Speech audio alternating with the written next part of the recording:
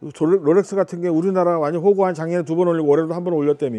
그게 말이 돼? 그래도 사니까. 완전히 우리나라 사람들은 호구가 된 거야. 돈을 많이 벌어. 여기서 물고 빨고 그렇게 사대는데 그래. 돈을 안 벌겠어. 그게 리셀러들하고 돈 있는 애들 장난이거든. 롤렉스는 100% 자사 무브먼트 하는데 그거 개구라야. 네, 안녕하세요.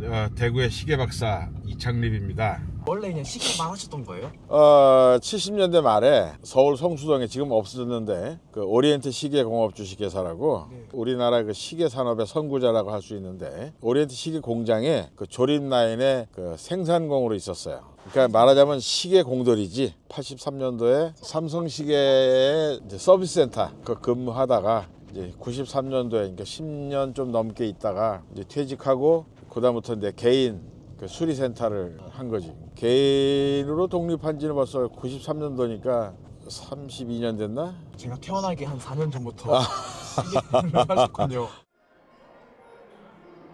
선생님께서 여러 채널 나오시면서 롤렉스 얘기 많이 하셨잖아요. 어떠셨어요? 반응 같은 거 보시면서? 글쎄, 너무 그래. 롤렉스에 대해서만 질문을 하니까 조금 그렇더라고.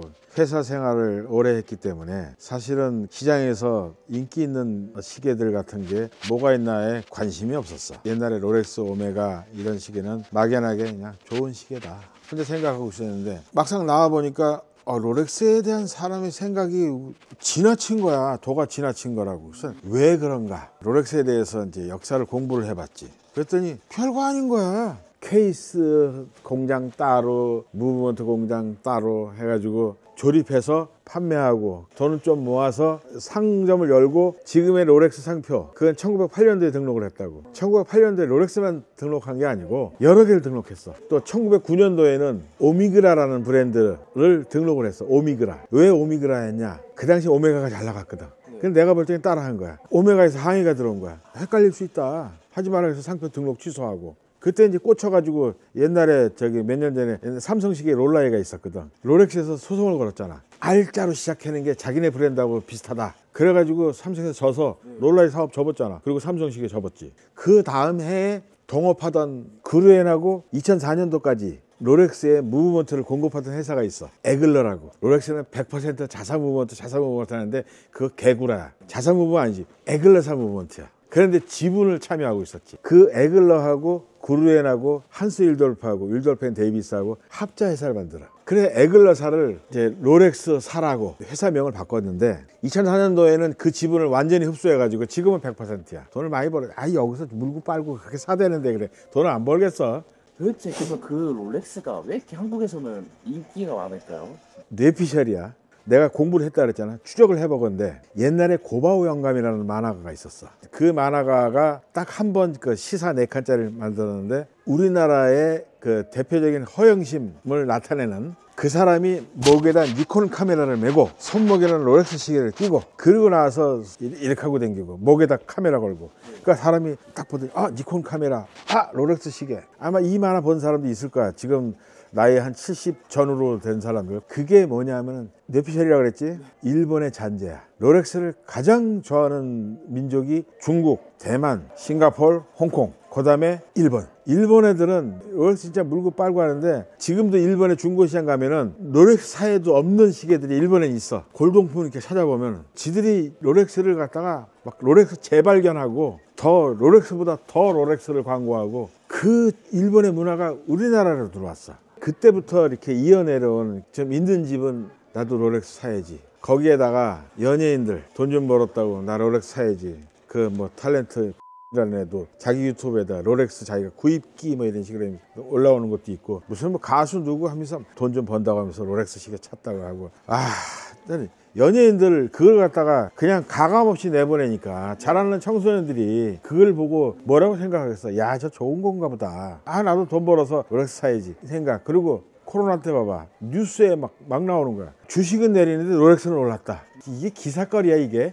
앞으로도 이런 현상은 몇십 년간 지속이 될 거라고. 왜? 잘하는 애들이 그렇게 생각하고 크거든. 이게 사회 문제야, 사회 문제. 사실 별거 아니잖아. 옛날에 내가 손님들한테 롤렉스에 대해서 얘기하면은 그때 이제 IMF 전이지. 보통 그 당시 팔리던 게 롤렉스 콤비 기준으로 지금 뭐 2천만 원 육박하지만 300에서 400 사이였거든. 지금하고는 너무 다른데. 너무 다르지. 내가 또 방송 나가면 에이 아파트는 어떻고 무슨 뭐 이렇게 따지는 사람이 있는데 난 시계 이야기 하는 거니까 제발 이 얘기 듣고 그 얘기 좀 안 했으면 좋겠어. 그때는 진짜 우리가 아는 사람들이 그 시계를 구해달라 그러면 남대문 시장 청계천 뭐 종로 나가면 시계 구한다 그러면 사람 지혈장 밑에서 그냥 꺼내주고 그랬다고. 그런 시절이었단 말이야. 그 우리가 조금 싸게 사서 조금 용돈 남기고 건네주고 하던 시절이었단 말이지. 할인까지 받고. 당연히 할인이지. 그거는 어떤 시계든지 할인 없는 시계가 어디 있어. 근데 이 코로나 때 미쳐가지고 문화를 바꿔버린 거 아니야. 이 되파리들이. 몰라 이 채널은 되파리들이 안 볼 것 같으니까 조금 내가 좀 안심하고 얘기하는데 네네. 이 되파리들이 문제란 말이야. 문화를 바꿨잖아. 완전히 이거 허니버터야 허니버터. 옛날에 허니버터칩 그거 품귀 현상 났을 때 맞아요. 그 뭐야 그 저 당근마켓에 뭐 2,000원짜리 한 봉지가 5,000원에도 올라오고 막 이 짓을 때 해마다 계속 공장에서 찍어내는 물건인데 이제 포화 현상 안 나겠어? 그걸 지금도 못 사서 안달을 하고 있으니 그 나는 그냥 한 2년만 참아봐라 이가. 시계 사고 싶어도 2년은 시계 안 쳐도 되잖아. 지금 있는 거 하란 말이야. 그러면 물건 재고 쌓이면은 가격 떨어져. 무조건 떨어지게 돼 있어. 스위스 회사들이 왜 다 옛날에 망했었는데 세이코 때문에 스위스 기관이 흔들렸었잖아. 세이코가 이제 전자시계를 갖다가 시장에 내놓으니까 정확하거든. 또 싸거든. 세이코 카시오가 막 유럽 시장에 유럽에 집중 포화해 놓으니까 이거 싸니까 하나 사자. 정확하네. 당분간 차는 거야. 그래 시계 회사들은 계속 시계를 찍어내는데 매달 일정량이 나가야 되는데 당장 살 필요가 없어지니까 공장에 재고 쌓일 거 아니야. 재고 쌓이면 돈이 안 돌잖아. 지들 나름대로 또 물건가 결제해 줘야 되겠고. 그러니까 부도나는 거 아니야. 다 부도났잖아. 오메가는 뭐가지 달랑달랑 할 때 이제 구제한 거고, 론진 망했지, 라도 망했지, 뭐 티소 망했지. 이런 식으로 해서 지금은 없어진 브랜드가 많아. 그 시계가 진짜 가격이 완전 천차만별이잖아요. 이런 가격들은 어떻게 매겨지는 거예요? 자기들 맘이야 그거는. 지금 자기들 맘이지 뭐. 롤렉스 시계 금시계 저울에다 올려봐. 금값 얼마 나오겠어. 시장의 반응을 보는 거지. 그러니까 얘네들이 롤렉스 같은 게 우리나라 완전 호구한 작년에 2번 올리고 올해도 1번 올렸다며.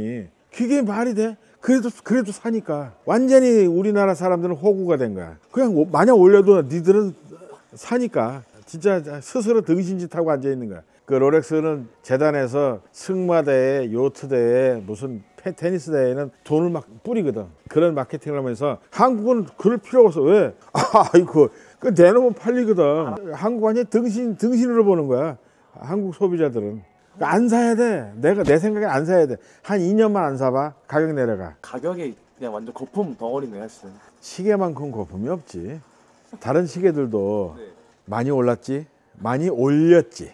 그 스스로도 올리고 우리나라 자국 내에서 네. 우물안 개구리처럼 파텍 칼라트라바 같은 경우는 스틸 제품이 한때는 3억이나 나갔으니까 말이 돼? 몇 천만 원짜리 시계가. 그게 리셀러들하고 돈 있는 애들 장난이거든. 근데 들어보니까 다 해외 브랜드들인데 국내에는 시계 브랜드가 별로 없나요? 국내 시장은 참 살아남기 힘든 게 네. 내가 또 이 소리 하면은 또 욕하는 사람 많을 거야. 우리나라 국민성이 문제야. 기성세대들의 머릿속에 박혀있는 고정관념 때문에 발전을 못하는 거야. 왜? 우리나라가 이 근대사를 겪으면서 우리나라처럼 빨리 경제 개발된 나라가 없어. 엄청나게 빠른 속도로 경제 발전을 이뤘거든. 그렇기 때문에 과거와 현재와 미래가 공존하고 있단 말이야. 과거 세대가 끼치는 영향이 미래 세대한테까지 있어. 과거에 우리가 못 먹고 못 살고 했던 헐벗고 굶주렸던 우리 선배 세대가 6.25를 겪은 세대 아니야. 그 선배가 외정시대를 겪은 세대고 그 세대가 아직까지 우리랑 같이 있단 말이야. 그 사람들이 그렇게 당했던 그 생각을 좀 발전적으로 밑에 세대한테 물려줘야 되는데 그 당시 있었던 피해의식, 그 당시에 있었던 안 좋은 생각, 그 당시에 가지고 있던 고정관념, 그런 고정관념을 자꾸 밑에 세대한테 주입을 시켜. 이게 잘못된 거거든. 내가 이제 삼성에 있을 때 삼성 시계에서 정말 좋은 시계를 만들어도 안 팔려. 안 사. 삼성에서 만들었다 그러면. 내가 이 삼성 시계 서비스 센터에 있을 때 손님하고 한번 싸운 적이 있어. 내가 이제 서비스 센터에 있다 보니까 손님들이 불만을 가지고 오거든. 그 당시에 이제 카파 시계가 뚜껑이 열려서 온 거야. 막 시계에 대한 불만을 이야기하는 거야. 왜 이렇게 만들었냐 무슨 뭐 하면서 막 안 좋은 소리를 막 하는 거야. 그래서 죄송합니다. 우리는 뭐 전선에서 회사를 대표하는 사람이니까 죄송합니다 하고 정성껏 처리해서 해결해 드리겠습니다. 근데 이 사람이 다음 얘기가 나를 뚜껑을 딱 열리게 하는 거야.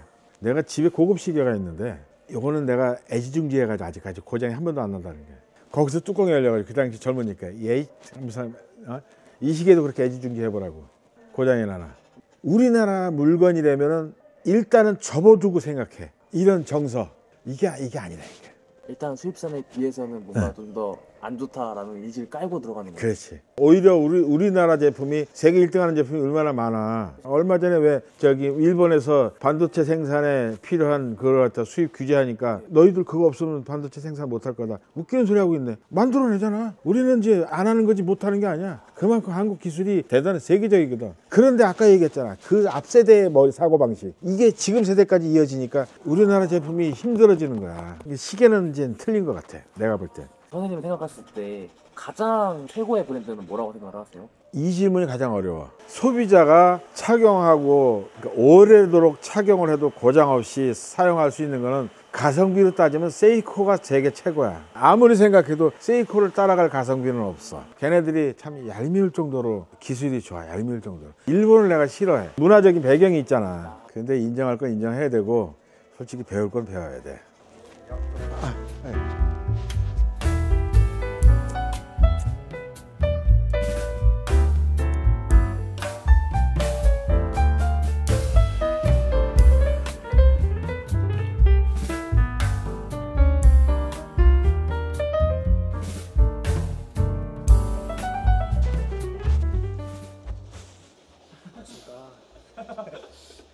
밥 먹으러 가자. 배고파 죽겠다.